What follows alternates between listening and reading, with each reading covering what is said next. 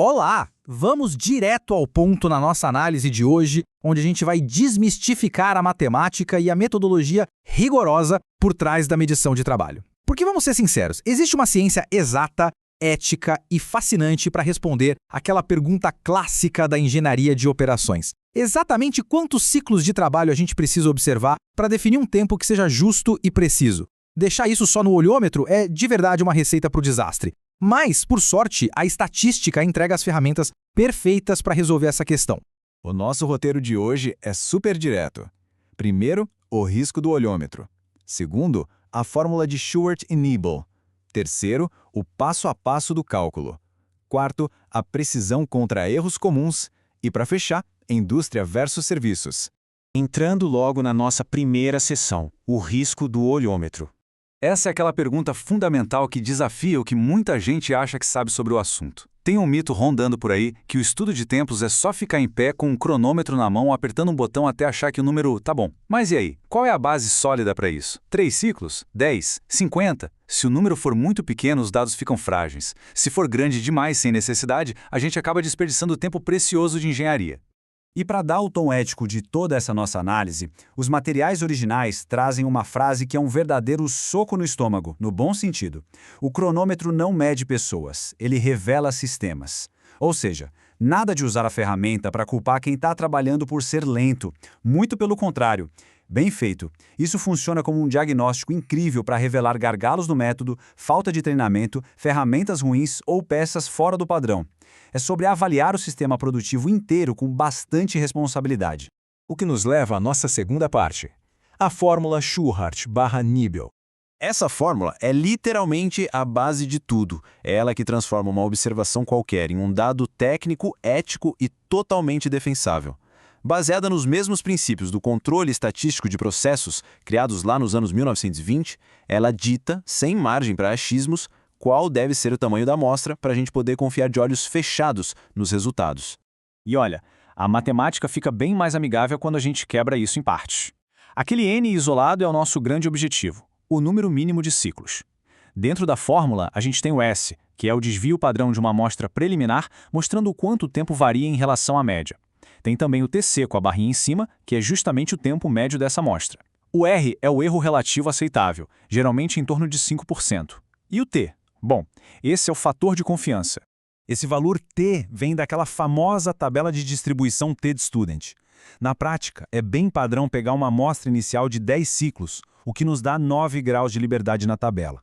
Se a gente busca um nível de confiança de 95%, que é o padrão ouro na engenharia, a gente chega num T de aproximadamente 2,262.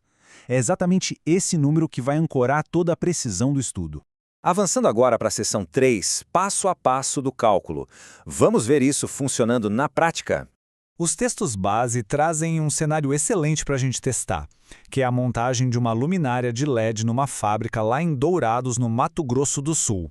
Foi feita uma coleta com 10 ciclos. Os tempos variaram ali um pouquinho, indo de 44 até 49 segundos. Com isso na mão, o instinto é só tirar a média e seguir a vida, certo? Só que a engenharia de métodos exige o teste estatístico. Então, seguindo a lógica passo a passo, passo 1, a média daqueles 10 ciclos cravou em 46 segundos. Passo 2, o desvio padrão, que é a dispersão desses tempos, dá mais ou menos 1,56 segundos. Passo 3 e 4, com um limite de erro em 5%, a gente pega nosso valor T e joga toda essa turma para dentro da fórmula. O resultado dessa conta é o que vai cravar se os 10 ciclos foram suficientes ou não. E aqui entra o pulo do gato. Vamos supor que, por causa da variação, a fórmula devolveu o número 24. O que isso quer dizer? Quer dizer que aqueles 10 ciclos iniciais não deram conta do recado. A regra é claríssima. É mandatório voltar lá no posto de trabalho e cronometrar mais 14 ciclos adicionais. Só atingindo esse total calculado é que a gente pode bater o martelo e dizer que o tempo padrão é justo e tecnicamente sólido.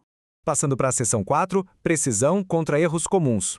Tem um alerta vital nos materiais originais sobre um dos maiores vacilos da área, o erro clássico de cronometrar só 3 círculos. Para tarefas curtas, 3 observações quase nunca vão ser suficientes. Tratar a média de 3 ciclos como uma verdade absoluta cria padrões que simplesmente ignoram as flutuações reais e naturais de um dia inteiro de trabalho. É exatamente por isso que o cálculo estatístico vai muito além dos números. Não é sobre preencher planilha, é sobre prevenir metas absurdas, é para proteger a saúde e a ergonomia de quem está operando, evitando doenças causadas por ritmos opressores. O rigor matemático, no fundo, é um escudo de justiça dentro do ambiente de trabalho.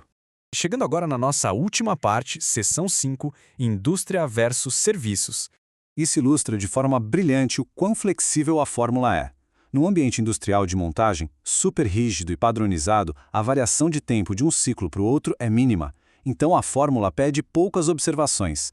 Mas em serviços, o cenário vira de cabeça para baixo. Um atendimento depende do cliente, da emoção, de fatores cognitivos, gerando uma variação gigantesca. Olha só esse contraste gritante que os dados do material mostram. O coeficiente de variação numa estação de embalagem frequentemente fica abaixo de 5%. Em compensação, uma operação de caixa bancário bateu quase 42%.